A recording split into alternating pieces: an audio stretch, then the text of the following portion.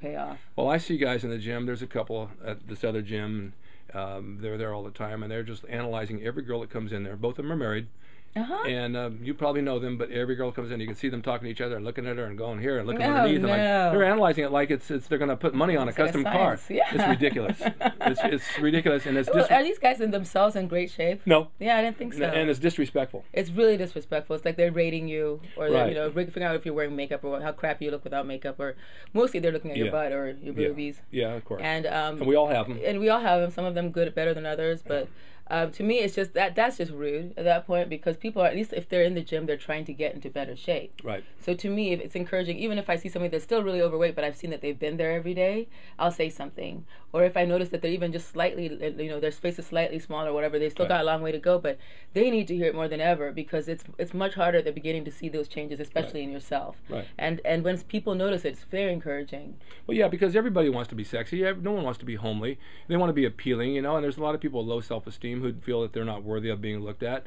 And it's sad because they all have some quality, and they're working towards it, and that's where sex and fitness comes in again, because the fitness gets them in shape and they'll be sexy. I agree. And once you get past the look and they're sexy, and if their personality is really nice and sweet and fun, they're even more sexy. Absolutely. Because I've met a lot of girls who aren't that attractive, but once I started talking to them, they had a certain quality about them. Yeah, it can make them really attractive. Exactly. And if you're fit as well, it's fun. It's a fun thing to know that somebody would be somebody maybe you could partner with. Yeah. It's just fun to know that somebody understands your principles on Right. fitness, and that you don't have to feel like you have to say something or suggest to them that they need to do that or want to do that. But one thing that I noticed about the gym is I would say this, because we were talking about the gym and gossip and everything, is that it's really a smart idea to not get involved with people at the gym. Absolutely. Because you have to go there every day, and if you love your gym and you get involved with somebody and you got to see them every day, it's one of those things where you have to now start to time when you go in, and you wonder if they told anybody, and if anyone at the counter knows that you did this person, or it gets crazy. It gets crazy. So be discerning about that. The morning crowd at this particular gym is like a snake pit. It's a gossip center, and so I got away from that. I went this afternoon at 2 o'clock, and there was just a few people there. It's perfect time to go. I had a great workout. A couple of guys I knew. We had laughs. It was fun. There was no gossip, and that was the end of my. I'm there to work out. I'm not there to get involved in that stuff. Exactly. I really never dated any. Well, I did date somebody in the gym when I got married. I dated my wife there, but that was pretty much what it was, and it wasn't anything outside of that.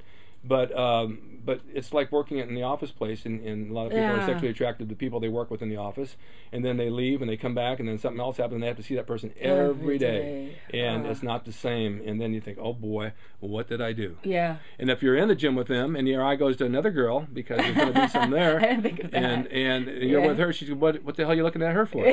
Well, because she's sexy and she's in shape. She's hot. She's in the gym. Where did I meet you? I gave you my heart, not my eyes. My eyes are going to look at the menu. I go out to eat. I look at menus everywhere, but I just stick to what I eat.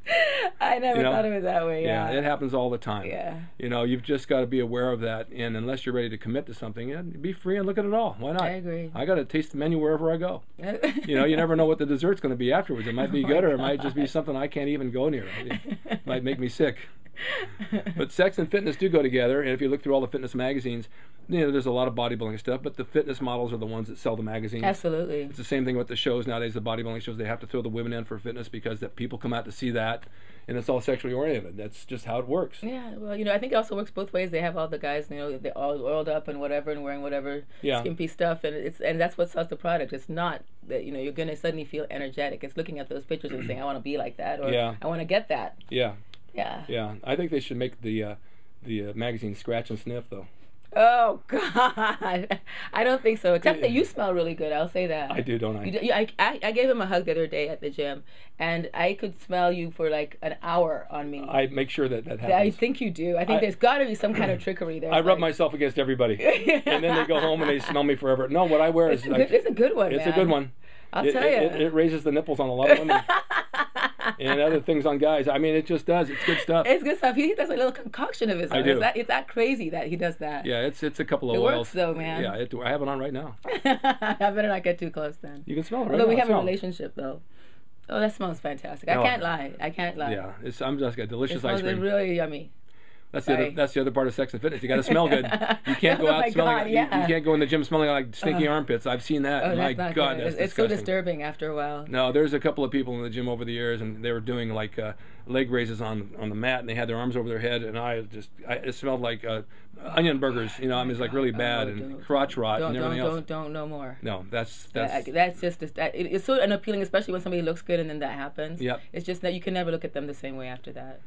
All right, so the main key is in order to be sexually appealing and sexually active, is to stay in shape. You know, the bottom line is you want your car to run good, you want your body to run good, you want to put good fuel in it, and it'll function properly if you do those things. As well as the fact that you just feel better. Yeah. So you feel more sexually, interesting, I guess, and you feel more vital. Yeah. And it's fun.